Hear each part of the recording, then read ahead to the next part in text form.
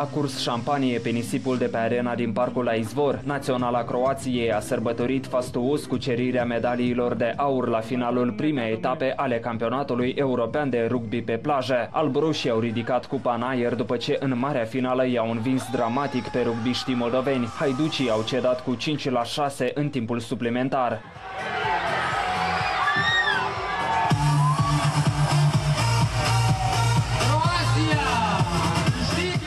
Ne-a ajuns puțin, cred că din cauza emoțiilor, având lotul în mare parte tânăr, puțin ne-au cedat emoțiile în final. Iar la categoria feminină, medaliile de aur au fost adjudecate de jucătoarele din Rusia, care au trecut cu 3-1 de adversarele din România.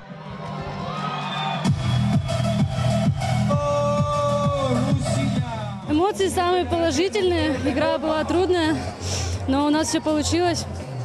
Очень приятно выигрывать такие турниры. Și jucătoarele din Moldova s-au ales cu un set de medalii. Fetele noastre au luat bronzul competiției. Moldovencele au învins cu 4-3 în finala mică disputată contra reprezentativei din Croația. Rugbistele ne-au spus că spectatorii i-au încurajat până la final. Susținerea, emoțiile, avațiile care sunt aici în tribună, le-am simțit în timpul meciului și ne-a dat putere de fiecare dată să luptăm și mai mult și mai mult. La competiție au participat 13 selecționate din 7 state, iar țara noastră a găzduit în premieră un campionat de rugby pe plajă de o asemenea amploare. Jucătorii veniți de peste hotare au spus că s-au simțit ca acasă. Sperăm acum să ne bucurăm și de țara asta frumoasă.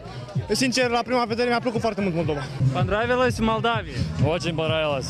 Очень понравилось. Мы увидели парламент, такое здание красивое. Вот. Центром впечатление от города замечательное. Nu am avut emoții. Moldova nu e pentru prima dată. Venim foarte des și ne simțim ca acasă. Etapa finală a campionatului european de rugby pe plajă este programată în luna septembrie. Țara gazdă va fi Federația Rusă.